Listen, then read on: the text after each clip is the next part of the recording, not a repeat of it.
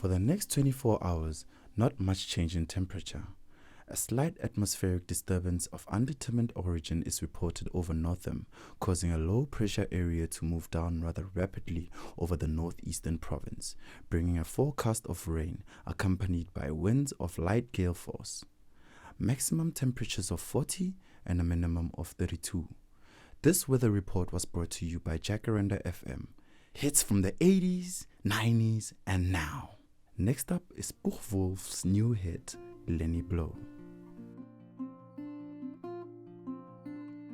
Ladies and gentlemen, we interrupt our program to bring you a special bulletin from the Intercontinental Radio News. It is reported that at 8:50 p.m., a huge flaming object believed to be a meteorite fell on a farm in the town of Thabazimbi, Limpopo. The flash in the sky was visible within a radius of several hundred miles, and the noise of the impact was heard as far north as Elizabethtown. We have dispatched a special mobile unit to the scene and will have our commentators Katlego Moretti and Professor Nkenasi. We take you now to Thabazimbi, Limpopo. Ladies and gentlemen, this is Katlego Moretti again, out of Pinar Farm. Professor Nkenasi and myself made the 11 kilometers from town Thabazimbi in 10 minutes. Well, I hardly know where to begin to paint for you a weird picture of the strange scene before my eyes, like something out of a modern Arabian Nights. Well, I just got here. I haven't had a chance to look around yet. I guess that's it. Yes, that's the thing directly in front of me, half buried in the vast pit. Must have struck with terrific force. The ground is covered with splinters. Of a tree, it must have struck on its way down. What I can see of the objects itself doesn't look very much like a meteor. At least, not the meteors I have seen. It looks more like a huge cylinder. It has a diameter of... What would you say, Professor Nkenas? What's that? What would you say the diameter of this is? About 30 yards. About 30 yards. The metal of the sheath is... Well, I've never seen anything like it. The color is sort of yellowish white. Curious spectators are pressing close to the object in spite of the efforts of the police to keep them back. They are getting in front of my line of vision. Would you mind standing to the one side, please? While the police are pushing the crowd back, here's Mr. Pinar, owner of the farm here. He may have some interesting facts to add. Mr. Pinar, would you please tell the radio audience as much as you remember of this rather unusual visitor that has dropped in your backyard? Step closer, please. Ladies and gentlemen, this is Mr. Pinar. Well, I was listening to the radio. Closer and louder, please. Sorry? Louder, please, and closer. Oh, yes, sir. So, I was listening to the radio a bit and I saw the professor guy was talking about Mars and I was kind of falling asleep. Yes. Mr. Pinar, and then what happened? Well, as I was saying, I was listening to the radio kind of halfway. Yes, Mr. Pinar, and then you saw something? Not first off, I kind of heard something. And what did you hear? It was this hissing sound like sss. Yes, then what? I turned my head out the window and I would have swore I was going to sleep and dreaming. Yes? I saw that kind of greenish strike and then bang! Something hit the ground, knocked me clear out of my chair. Well, were you frightened, Mr. Pinar? Well, I'm not quite sure. I reckon I was kind of upset. Thank you, Mr. Pinar. Thank you very much. Do you want me to tell you more? No, that's quite alright. That's plenty. Ladies and gentlemen, you've heard of Mr. Pinar, owner of the farm where this thing has fallen. I wish I could convey the atmosphere, the background of this fantastic scene. Hundreds of cars are parked in a field behind us and the police are trying to rope off the roadway leading into the farm, but it's no use. They are breaking right through. Cars' headlights throw an enormous spotlight on the pit where the object's half buried. Now some of the more daring souls are now venturing near the edge. Their silhouettes stand out against the metal sheen. One man wants to touch the thing. He's having an argument with the policeman. The policeman wins. Now, ladies and gentlemen, There's something I haven't mentioned in all of this excitement, but now it's becoming more distinct. Perhaps you've caught it already on your radio. Listen, please. Do you hear it?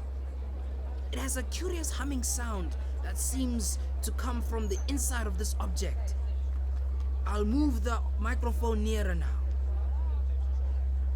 Now, we're not more than 25 feet away. Can you hear it now?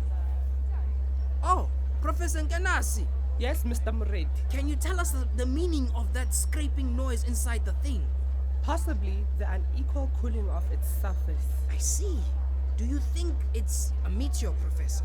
I don't know what to think. The metal casing is definitely extraterrestrial, not found on this Earth. Friction with the Earth's atmosphere usually tears holes into a meteorite. This thing is smooth and, as you can see, of cylindrical shape. Just a minute. Something's happening. Ladies and gentlemen, this is terrific. The end of the thing is beginning to flake off. The top is beginning to rotate like a screw, and the thing must be hollow. She's moving! Look!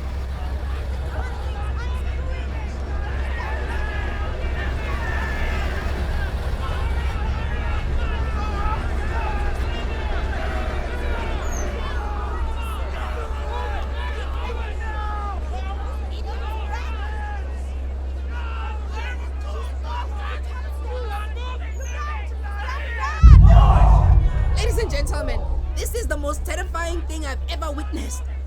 Wait a minute. Something's crawling out of the hollow top.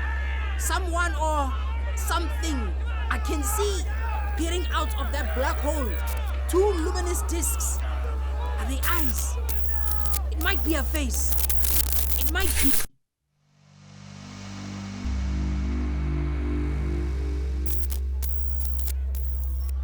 Ladies and gents, am I on? Ladies and gentlemen, here I am, back of the stone wall that adjoins Mr. Pinar's garden. From here, I get a sweep of the whole scene. I'll give you every detail as long as I can talk and as long as I can see. More state police officers have arrived. No need to push the crowd back now. They are willing to keep their distance. The captain is conferring with someone. We can't quite see who. Oh, yes. I believe it's Professor Nkenasi. Yes, it is. Now they've parted, and the professor moves around one side, studying the object, while the captain and two policemen advance with something in their hands. I can see it now. It's a white handkerchief tied to a pole. A flag of truce. If these creatures know what that means, what anything means. Wait a minute. Something's happening. Good heavens. Something's wriggling out of the shadow like a grey snake. Now it's another one. And another one. And another one. They look like tentacles to me. I can see the thing's body now. It's large like a bear. And it glistens like wet leather. But that face, ladies and gentlemen, it's indescribable. I can hardly force myself to keep looking at it. So awful. The eyes are black and gleam like a serpent. The mouth is V-shaped with saliva dripping from its rimless lips that seem to quiver and pulsate. The monster, or whatever it is, can hardly move. A humped shape is rising out of the pit. I can make out a small beam of light against the mirror. What's that? There's a jet flame springing from that mirror, and it leaps right at the advancing men. It strikes them head on. Good Lord, they are turning into flames. Now the field's caught fire. The woods, the barns, the gas tanks of automobiles. It's spreading everywhere.